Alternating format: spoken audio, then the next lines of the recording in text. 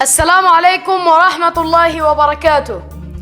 أكثر من 200 مليون مسلم في الهند يتعرضون للإبادة على يد الهندوس الآن. يقومون بمطاردة الرجال خارج القرى النائية، ثم يجتمعون بالآلاف ويهاجموا بيوتهم، يغتصبون النساء ويقتلون الأطفال، ثم يحرقون البيوت عليهم، ثم يهاجموا المساجد ويهدموها أو يحرقوها. تشريد واضطهاد وتطهير عرقي بحماية من الحكومة الهندية، ولا أحد من المسلمين يتحرك. بھارت کے مسلمانوں پر حملے ہو رہے ہیں، ان کو گاؤں سے نکالا جا رہا ہے، ان کے گھروں پر حملے ہو رہے ہیں، عورتوں اور بچوں کو نشانہ بنایا جا رہا ہے، ان کے گھروں میں آگ لگائی جا رہی ہے، ان کی مسجدوں کو منہدم کیا جا رہا ہے یا ان کو آتش زدہ کیا جا رہا ہے۔ بھارت میں نسل کشی کی ہوا چلی ہے اور اس کا نشانہ مسلمان ہے، اس کو حکومت کی حمایت بھی حاصل ہے۔ سعودی عرب بھارتی لیڈروں کو اعزاز سے نواز رہا ہے، یہ اعلانیہ خیانت ہے۔ بھارتی مسلمانوں کی قوت صرف اللہ ہے، اللہ ان کی مدد فرمائے اور ان کی حفاظت فرمائے۔ یہ ہے اس بچے کی تقریر اور دعا، لیکن اہم بات یہ ہے کہ یہ عربی تقریر اور دعا کہاں سے کی جا رہی ہے۔ عرب دیش کے خصوصی پروگرام لک ویسٹ کا آج یہی موضوع ہے۔ آج سنیچر کا دن اور جنوری کی 15 تاریخ ہے۔ عرب دیش کی خبریں سننے والوں کو فیض الحق کا سلام۔ یہ بچہ جس کی عربی میں آپ نے تقریر اور اس کا اردو میں خلاصہ سنا، ٹویٹر پر وائرل ہو رہا ہے۔ اس کا نام بلال محمد عبدالعال ہے اور وہ فلسطین کے مقام غزہ کا رہنے والا ہے۔ ٹویٹر پر اس کے 43,000 سے زیادہ فالوور ہیں۔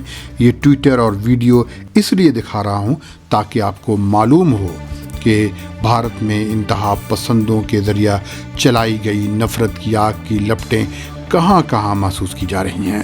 فلسطین کے مقام غزہ میں بھی اس کی لپٹیں محسوس کی گئی ہیں، جہاں خود فلسطینیوں کو اسرائیلی دہشت گردی کا سامنا ہے۔ جب سے بھارت میں دھرم سنسد ہوئی ہے، جہاں ملک میں مسلمانوں کے قتل عام کا اعلان کیا گیا ہے اور لوگوں کو اس کے لیے ورغلایا گیا ہے، عربوں نے جو پہلے سے ہی بھارتی مسلمانوں کے سلسلے میں حکمراں طبقے اور انتہا پسندوں کے طرز عمل سے ناراض تھے اور بھارتی مصنوعات کے بائیکاٹ کی مہم چلا رہے تھے، سوشل میڈیا پر اپنی مہم دوبارہ تیز تر کر دی ہے۔ بھارت میں مسلمانوں پر حملوں کے ویڈیوز جو بھارتی سوشل میڈیا پر وائرل ہو رہے ہیں، وہی ویڈیوز اسی دن عرب سوشل میڈیا پر موجود ہوتے ہیں۔ عرب دنیا کا وہ کون سا اخبار یا ٹی وی چینل یا ان کے ویب سائٹس ہیں جنہوں نے بھارتی مسلمانوں پر حملوں کو نمایاں طور سے نشر نہ کیا ہو اور اسے عربوں نے سوشل میڈیا پر وائرل نہ کیا ہو؟ BBC عربی ہو یا الجزیرہ، TRT ہو یا العربیہ، ہر جگہ بھارتی مسلمانوں پر حملوں اور ان کو ملنے والی دھمکیوں کو نمایاں طور پر جگہ دی جا رہی ہے۔ عربی روزناموں اور ویب سائٹس نے بین الاقوامی خبر رساں ایجنسیوں اور انگریزی اخبارات اور رسائل کی خبروں کو عربی میں ترجمہ کر کے بھی شائع کیا ہے۔ عرب صحافیوں اور تجزیہ نگاروں کی نظریں ہر وقت بھارت پر لگی ہوئی ہیں۔ بھارت میں گرنے والی ایک سوئی کی آواز بھی عرب دنیا میں سنائی دے رہی ہے۔ تمام عرب صحافیوں اور تجزیہ نگاروں کا تذکرہ تو شاید اس پروگرام میں ممکن نہیں ہوگا، لیکن مثال کے طور پر قطر میں مقیم ایک شامی صحافی احمد موفق زیدان کے ٹویٹس کا تذکرہ کرنا ضروری ہوگا۔ زیدان ایک طویل عرصے سے الجزیرہ نیٹ ورک سے وابستہ رہے ہیں اور پاکستان اور افغانستان سے الجزیرہ کے لیے مراسلہ نگاری کی ہے۔ انہوں نے افغانستان پر ایک کتاب بھی لکھی ہے جو کافی مقبول ہوئی ہے۔ 2 جنوری کو انہوں نے ٹویٹر پر بھارتی مسلمانوں کی موجودہ صورتحال پر ایک مباحثے میں حصہ لیا تھا۔ اس کا عنوان تھا بھارت میں مسلمان کہیں یہ دوسرا اندلس نہ ثابت ہو۔ یہ مباحثہ سقوط اندلس کی اینیورسری کے موقع پر آرگنائز کیا گیا تھا اور جس کا اہتمام international organization to support the prophet of Islam نے کیا تھا۔ Ahmad Muwaffaq Zaidan Ahmad Muwaffaq Zaidan متعدد اخبارات میں کالم لکھتے ہیں اور ٹویٹر پر لاکھوں لوگ ان کو فالو کرتے ہیں۔ عرب دنیا میں ان کی بات نہایت سنجیدگی سے سنی جاتی ہے۔ احمد زیدان نے 5 سلسلے وار ٹویٹ میں نیو یارک ٹائمز میں چھپی اس خبر کا خلاصہ کیا ہے کہ مسلمانوں کے قتل عام کی دعوت پر بھارتی حکمراں خاموش ہیں۔ انہوں نے یہ بھی بتایا کہ یہ سرگرمیاں ان صوبوں میں ہو رہی ہیں جہاں بھارتیہ جنتا پارٹی برسر اقتدار ہے۔ احمد موفق زیدان نے قطری روزنامہ شرق میں ایک مفصل مضمون لکھا ہے جس کا عنوان ہے بھارتی مسلمان جن کو مارجنلائز کیا گیا اور اب ان پر قتل عام کا خطرہ منڈلا رہا ہے۔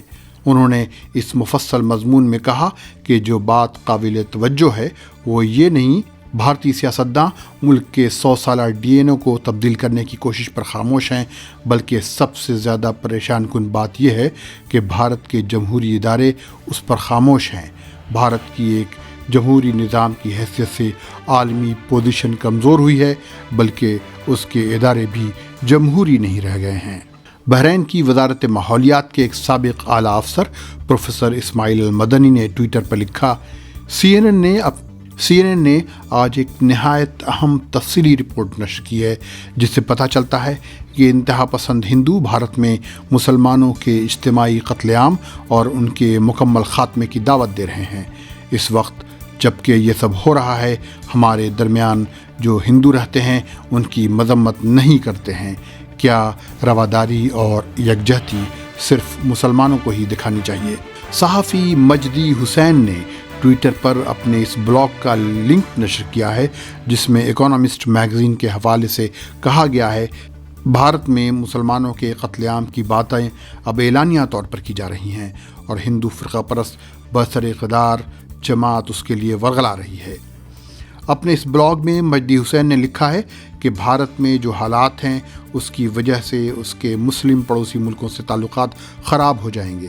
بھارت کے دوستوں کے لیے جن میں امریکہ بھی شامل ہے لازمی ہے کہ وہ بھارتی وزیر اعظم مودی اور ان کے ہم نواؤں پر اپنے اثر و رسوخ کا استعمال کریں قبل اس کے کہ تشدد پھوٹ پڑے، لیکن سوال یہ ہے کہ مودی خود ایسا کرنا چاہیں۔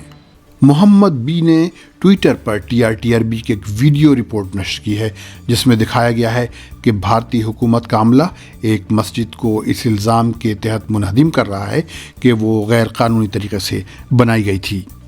احمد لرزی نے ٹویٹر پر امیج شیئر کی ہے جس میں عرب دنیا میں بھارتی مصنوعات کے بائیکاٹ کی اپیل کی جا رہی ہے۔